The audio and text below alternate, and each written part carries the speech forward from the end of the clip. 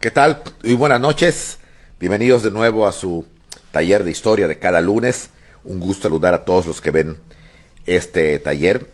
Para mí es un honor y un orgullo que les haya interesado tanto estos temas históricos, porque es la única manera de poder entender nuestro presente. Siempre hemos comentado que es una ecuación, es conocer, entender y transformar. Si no conocemos, no entendemos y no transformamos. O sea, el pasado es el conocimiento, el presente es el entendimiento y el futuro es la transformación. Pues bienvenidos todos, saludos como de costumbre a toda la bellísima República Mexicana, de todos los que han escrito, Puebla, Tlaxcala, Veracruz, Morelia, Michoacán, la ciudad de Chetumal, de Cancún, de Cozumel también nos han escrito, y de Yucatán, del estado de Yucatán, que también nos escriben del interior, Valladolid, Tizimín. Qué bueno que les interesa muchísimo. Saludos a todos aquellos que mandan muchos saludos, les agradezco mucho. Agradecemos al Country Club, al Yucatán Country, estas oportunidades que nos está dando. Saludos a todos los socios que están muy interesados en estas pláticas, porque eso demuestra de que hay interés en nuestro país. El simple hecho de conocer la verdad, como decía Jesús, es conocer la verdad, para no caer en el contrasentido de Pilatos que decía, ¿la verdad? ¿Y qué es la verdad?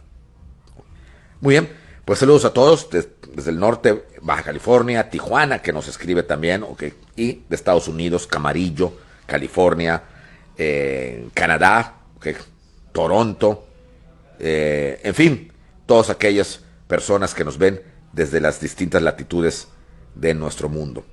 Bienvenidas, y vamos a continuar con esta historia de la revolución traicionada y desfigurada que se va a dar precisamente en estos momentos del movimiento llamado revolucionario. Bien,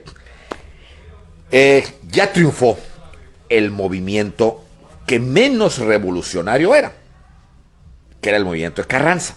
Sin embargo, todavía no va a quedar cuajado ese movimiento, es decir, todavía no está maduro ese triunfo, porque van a empezar las ambiciones personales del mismo grupo. Bueno, vamos a recuperar algunas cosas. Una, el grupo que había ganado tenían algo en común. Ninguno era auténtico revolucionario. Es decir, como entenderíamos la palabra revolucionario, que pretendan transformar socialmente al país. Ninguno. Dos, todos, o al menos la mayoría, eran de corte de la clase alta. No, quizá no muy alta, altísima, pero sí alta. Lo que llamaríamos hoy pequeños comerciantes o pequeños empresarios, pero tenían dinero. Tres, ninguno de ellos había participado en la revolución contra Porfirio Díaz, contra Madero, contra Huerta, sino hasta el momento en que vieron peligrar sus intereses personales en el norte por las andanzas de Villa. Por lo tanto, habían entrado más que nada para la protección de sus propios intereses y no para la transformación del país. Y otro punto muy importante, todos tenían en mente que si ganaban, se iban a repartir el botín, como va a empezar la repartición. Y evidentemente iban a detentar el poder. Bueno, este grupo, el de los norteños, el de los carrancistas, son los que triunfaron sobre los maderistas, porfiristas, huertistas, zapatistas, villistas, convencionistas. Eran los que habían ganado. Pero aún así va a haber una decisión, pero vamos a llegar a esa decisión en su momento. Por el momento habían triunfado. Y para cerrar ese círculo de triunfo, de gloria y de poder, se había convocado a un constituyente para analizarla del 57 y ponerla al día desde el punto de vista de Venustiano Carranza, que era el único punto de vista legal y jurídico que se había mandado al constituyente Querétaro. ¿Ok? Por lo tanto, era evidente sospechar que si solamente Carranza lo hizo y no lo socializó con los demás militares, pues obviamente tenía intereses, y efectivamente los tenía. Bien, pues a principios de diciembre del 16 se reúnen los diputados del constituyente, conocidos como el Constituyente de Querétaro. Ahí, en el famoso teatro, antiguo Teatro Iturbide, llamado ahora Teatro de la República. Ahí esa va a ser la sede del constituyente, y ahí van a ser las sesiones de debates, donde van a aparecer grandes diputados: Francisco J. Mújica, Félix Palavicini, Héctor Victoria, como ya lo comentamos en la semana pasada. En fin, personajes que son importantes y que pues subieron a la tribuna y debatieron sobre el proyecto Carranza. Carranza se encontraba muy seguro en Veracruz y pensaba mantenerse ahí hasta que fuera aprobada sus reformas y fuera jurada la Constitución, para que entonces el triunfante se dirigiera a Querétaro, ¿okay?, para entonces recibir los aplausos de la gente y darle el cargo que ya se habían repartido desde antes la familia revolucionaria. Porque la idea era así, y según nos dicen estos autores. Primero sería Carranza. 4 años, ya no habría reelección. 4 años, del 16 al 20. Posteriormente sería Obregón, del 20 al 24. Posteriormente Calles, del 24 al 28. Posteriormente Adolfo de la Huerta, del 28 al 32. Posteriormente Serrano, que era el más joven, del 32 al 36. Y luego ya se vería. Pero fíjense cómo se estaban repartiendo el poder para los próximos 20 años. Era la auténtica repartición del botín. Tendrían el poder y agrandarían sus riquezas, como lo van a hacer todos ellos, porque ninguno murió en la pobreza. Bueno, hasta aquí todos estaban de acuerdo. Ahora, cuando llega el señor Luis Cabrera a Querétaro con los paquetes del proyecto de Carranza para que lo discutieran, y fíjense bien la palabra que voy a usar, porque así la usaron ellos, discutieran y aprobaran ese proyecto, la cosa va a cambiar. Porque si Carranza se creyó que dominaría a los 120 y tantos miembros del constituyente, porque la mayoría eran carrancistas, ahí don Venus se equivocó. ¿Y se equivocó por qué? Porque dentro de esos carrancistas que estaban, todos eran del grupo de Carranza, todos, pero ya había subgrupitos, especialmente a partir de la victoria militar de Obregón. O sea, la victoria épica de Obregón, y si a eso le tomamos en cuenta la pérdida de su brazo, lo elevó a rango de ídolo popular, convirtiéndolo naturalmente en una especie de rival de Carranza, siendo Carranza el primero de a bordo y Obregón el segundo. Si bien Obregón, hasta antes de la batalla de Celaya, era uno más del montón, y aunque figuraba como segundo de Carranza, no tenía mucha diferencia entre los demás, y mucho menos entre Carranza, que era el que figuraba, a partir de la batalla de Celaya y sobre todo de la pérdida del brazo, los bonos de Obregón se han venido para arriba. Porque la gente comparaba. Carranza se la pasó tranquilamente, ¿okay?, en Veracruz, respirando las brisas marinas, tratando con la alta aristocracia petrolera, y ahí hablando, vacilando el punto, llevó hasta su familia, llevó hasta sus hijas, ahí se casó su hija, el nombre de ella, creo que Julia, con el general Cándido Aguilar, que era el encargado de Veracruz. En fin, o sea, como que Carranza, claro, Carranza decía, Fíjense lo que va a pasar. Se va a repetir el problema que se repitió entre Juárez civil y Porfirio Díaz militar, con el triunfo de los liberales. O sea, qué desgracia para México que pasa esto. ¿Por qué? Porque Carranza argumentaba que si Obregón ganó, fue por los buenos oficios de él y por la diplomacia de Carranza. Era un triunfo de la ley y de la diplomacia para Carranza. Pero Obregón decía lo contrario, y la gente de Obregón decía lo contrario. Pues nosotros nos rompimos el alma en el campo de batalla. Nosotros nos morimos en el campo de batalla. Mi gente se murió en Celaya. Yo mismo perdí un brazo.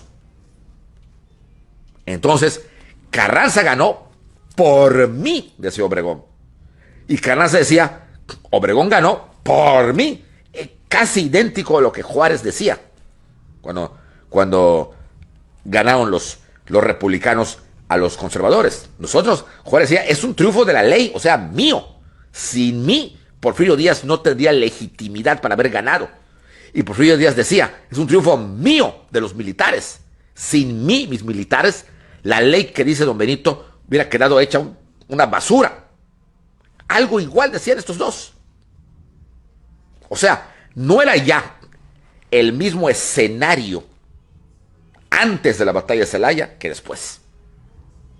Obregón había crecido y sobre todo la popularidad de su gente, que eran carrancistas, pero que veían en Obregón al verdadero consumador, al verdadero victorioso sobre Villa y Zapata, y no a Carranza. Por lo tanto, veían a Carranza como un hombre que no le estaba dando a Obregón la valía que Obregón tenía. Lo felicitó y hasta ahí. Y le prometió que lo haría acertado de guerra. Pero eso es todo.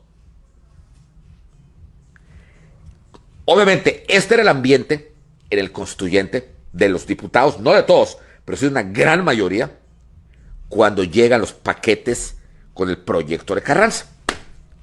Y los diputados, ya prejuiciados con que el viejo se quería él solo poner la corona que le había costado sangre y brazo a Obregón. A ver, vamos a ver qué es esto. Y lo que pensaba Carranza que era simple y llanamente leerlo y aprobarlo, y cualquier parecido con la actualidad es pura coincidencia, ahí se topó con pared. Porque lo leyeron y la mayoría votó porque esto no va. Este es un documento netamente liberal para reformar la Constitución. Y la reforma ya se hizo. La hizo Juárez. Ahorita estamos saliendo de una revolución. Aplastamos a unos revolucionarios que pueden rehacerse porque pedían cuestiones justas, repartición de tierras, ofrecimiento de latifundios, o que creaciones del ejido. Y nada de eso dice Carranza. Por lo tanto, no aceptamos volver a hacer una revolución, una constitución de carácter liberal. Eso ya se hizo y ya pasó el momento. Necesitamos una revolución para calmar a las gentes que fueron derrotadas de corte social. Y Obregón, que aunque no hay nada escrito, se dice que estaba detrás de todo esto para quitarle poder absoluto que estaba adquiriendo Carranza, estaba de acuerdo con todos ellos. En resumen, el constituyente mete a un cajón el proyecto de Carranza y deciden hacer una nueva constitución, ahora sí nueva, derogándola del 57 y creando la que sería la actual de corte social, metiendo conceptos sociales que la del 57 no tenía, como por ejemplo el artículo 27 relacionado al derecho agrario, como por ejemplo el artículo 123 relacionado con los trabajadores, la nueva clase social que aparecía y que en el 57 no existía, porque en el 57 México era un país netamente campesino, ahora ya no, Porfirio Díaz lo había industrializado y había una nueva clase social que no tenía una triste legislación, que era la clase obrera. La educación, la del 57, era totalmente liberal. Era simplemente decir, es libre, haz lo que quieras. Aquí ya no. Aquí la educación debía ser libre, sí, pero controlada por el Estado.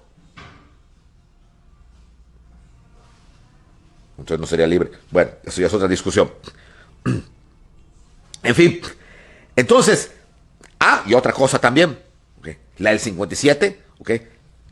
Obviamente no tocaba a la iglesia. La del 17 se van a meter con la iglesia, que por cierto se había mantenido al margen de todo esto, en parte. Y van a crear varios artículos, entre ellos el tercero, el 27 y el 130, donde la van a limitar por primera vez, pegarla a la pared. O sea, una constitución emanada de un congreso constituyente carrancista, pero ya convertido en obregonista y a su vez en un tercer calificativo. Radical. Y si algo tenía Carranza de revolucionario, es que no era revolucionario. Así de simple. No era para nada radical. Y Carranza se da cuenta, cuando le informa a Luis Cabrera, de que el constituyente de Querétaro ya hizo a un lado su proyecto. Ya no se está hablando de reformar el 57, se está hablando de derogarla. De derogarla y hacer otra. Y con novedades radicales. Especialmente con la novedad del artículo 27, donde se hablaba que todo el suelo y el subsuelo era de la nación. Y que no se podía dar nada de la nación. Esto no lo puso Carranza en su constitución. Y no lo puso porque había pactado con los norteamericanos. Porque si nos vamos más atrás, ni Obregón ni Carranza fueron los verdaderos artífices del triunfo sobre Villa. Fueron los norteamericanos los que le dieron las armas a Carranza.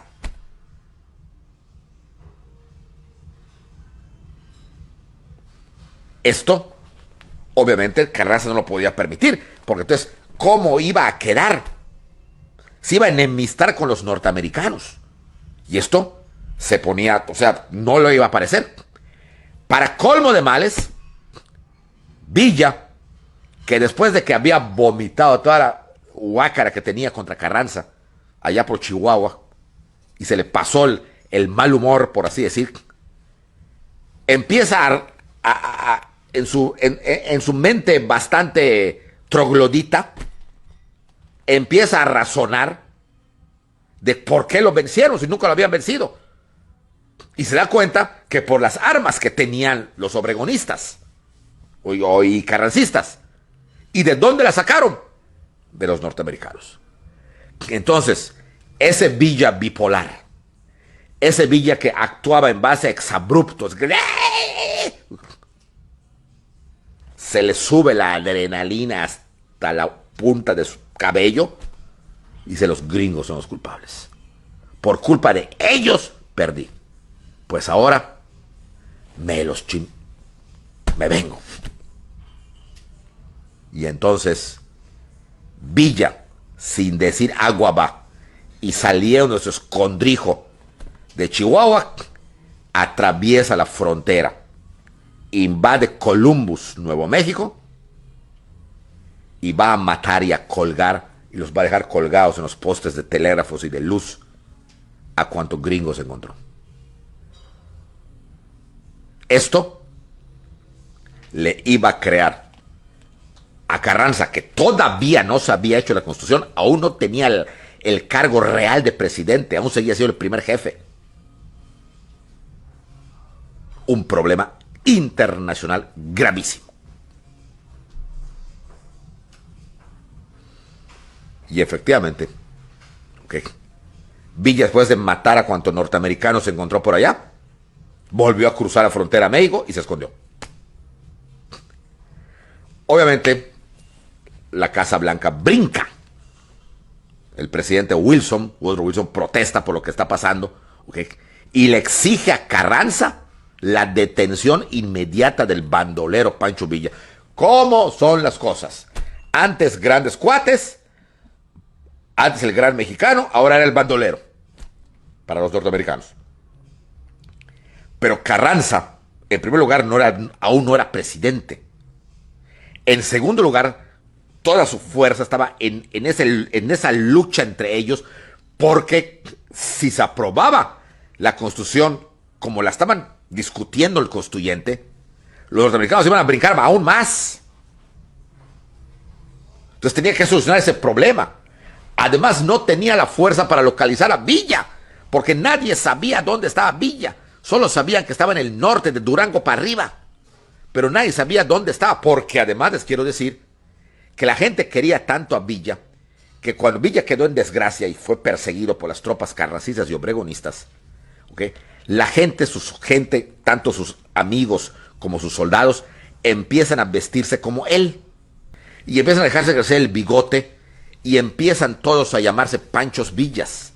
Resultado, todo el mundo era Pancho Villa en el norte. Entonces ya nadie sabía que no era Villa verdadero. Ya nadie sabía, porque todo era, yo soy Pancho Villa, Pancho Villa, Pancho Villa. Ya Carranza y los norteños ya casi hacían así, porque ya no sabían quién era Pancho Villa. Todos, y como además muchas mujeres decían ser las esposas de Villa, y Villa estaba casada con cerca de 10, más los otros Villas que no eran Villas, que también tenían esposas, pues ya nadie sabía dónde estaba Villa ni quién era Villa. O sea, que qué listo don Pancho, qué listo. Entonces, no lo podían agarrar. Entonces, al ver la incapacidad de el pseudo gobierno mexicano, y digo pseudo porque todavía no se había determinado quién era el presidente, sabían todos que iba a ser Carranza, pero aún no terminaban la Constitución, que era lo que le iba a dar legalidad y legitimidad al triunfo de Obregón y de Carranza. Los norteamericanos no esperan más. Y entonces viene lo que se conoce como la expedición punitiva. Cuando la Casa Blanca decía, ustedes no pueden, pues entonces nosotros vamos a ir. Y sin decir agua va, y sin decir, ahí te voy perro, voy a entrar a tu casa, ¡guac!, una expedición de soldados norteamericanos, encabezados por el general Pershing, cruzan la frontera de Estados Unidos con México y entran a Chihuahua a buscar a Villa. Esto era un atentado a la soberanía del país.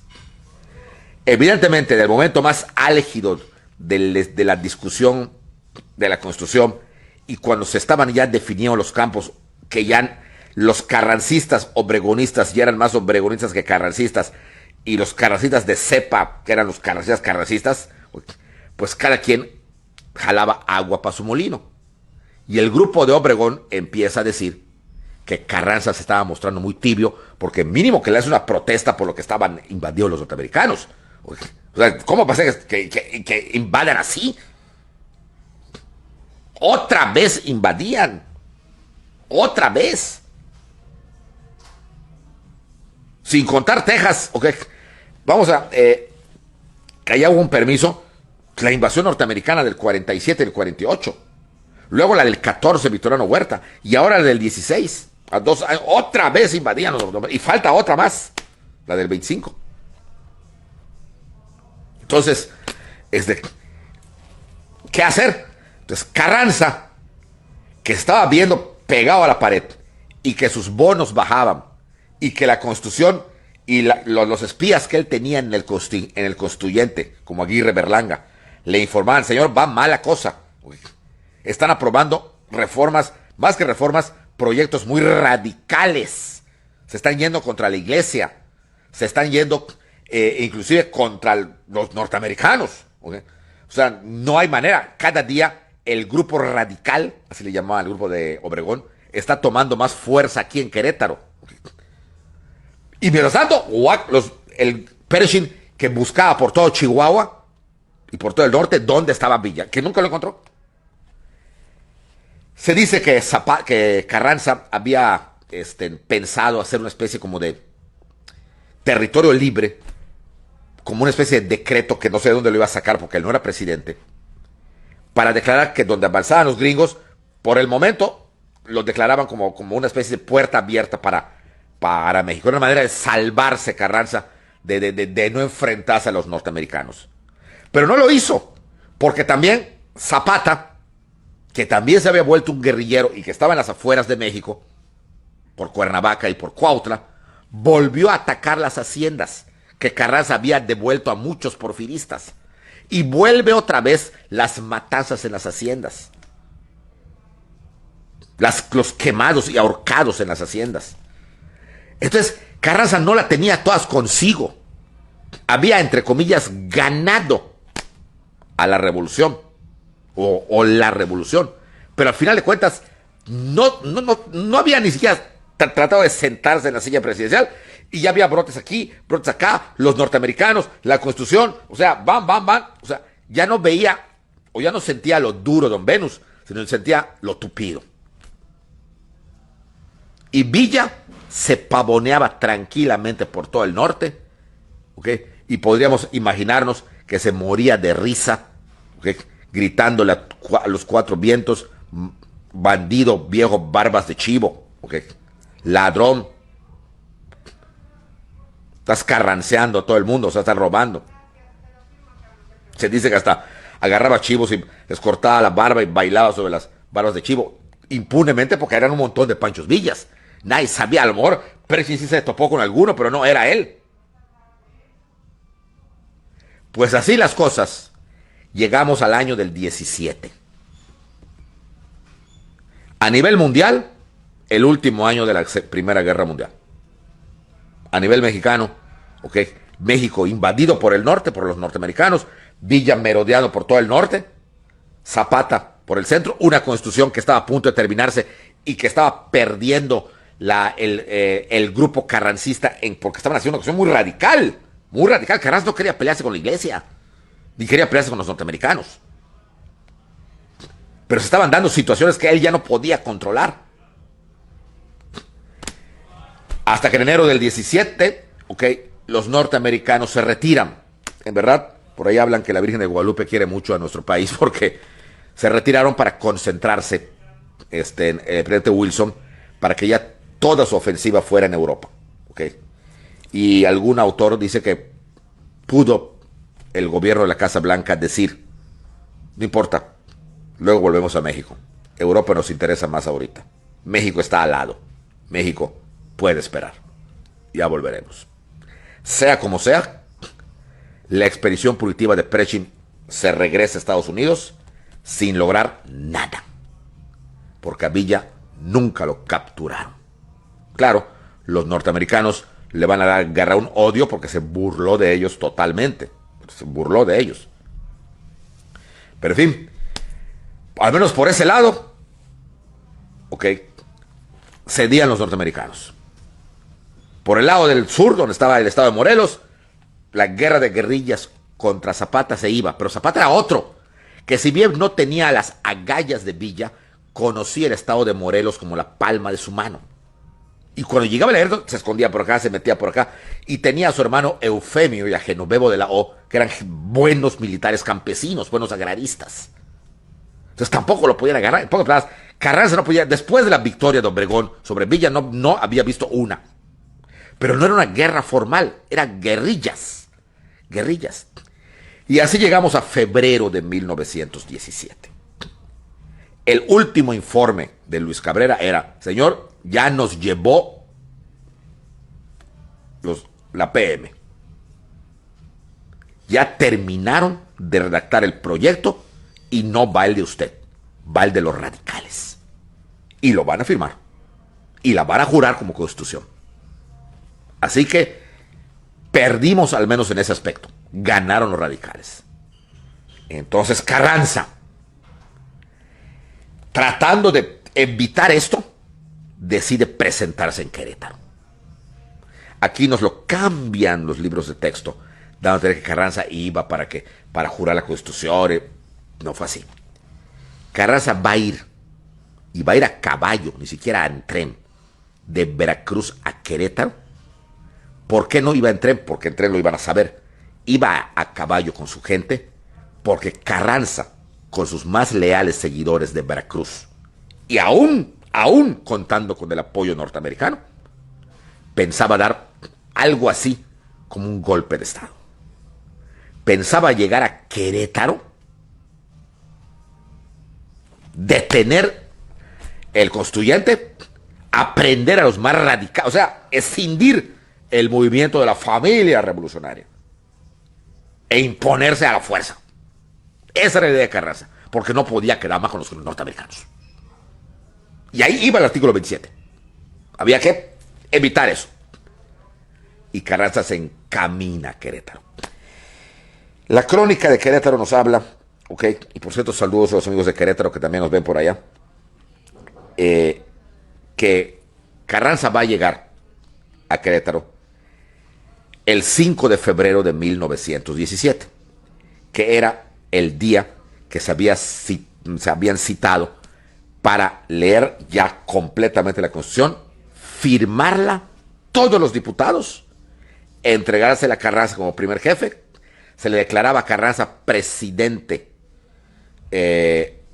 tomando en cuenta retroactivamente el año 16 hasta el año 20, y sería el primer presidente que gobernaría en base a esa Constitución. Pero da la casualidad que ese mismo día Carranza llega a Querétaro. Pero que quede claro, esto no nos lo cuentan así. Carranza llegó para detener esta Constitución, porque como va a demostrar públicamente, y eso sí en todos los libros de historia está, Carranza nunca la quiso. Carranza llegó para detenerla, si era necesario para aprender a los diputados constituyentes que la apoyaran. Ahora, ¿qué fue lo que ocurrió? Que desde el momento que entra a caballo, porque entró a caballo, a Querétaro, Querétaro ya estaba dispuesto y predispuesto a aceptar la Constitución. Entonces la población civil estaba muy contenta con los constituyentes. Y cuando corre el rumor que Carranza está entrando, la gente sale a aplaudir a Carranza. ¡Ah, viva Carranza! ¡Viva el primer jefe! ¡Viva la gran Constitución! Carranza se da cuenta que la gente está con la Constitución. Y así lo van a recibir hasta que Carranza llega a lo que vendría siendo el centro histórico de Querétaro, donde está el Teatro de la República. Y Carranza va a entrar. Ya los constituyentes ya sabían que Carranza estaba ahí.